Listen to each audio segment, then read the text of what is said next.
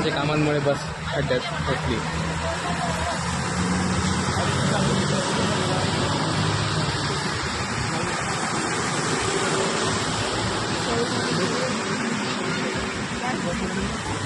Ma'am गाडी अटकली, तुमचं काय म्हणणं आहे याच्यावर? काय म्हणणार याच्यामध्ये? आज तुम्ही विचार करा, नाल्यांचे कामं केलेले आहे आणि आज त्यांनी त्या नाल्यांमध्ये नीट मुरुम पण टाकलेलं नाहीये.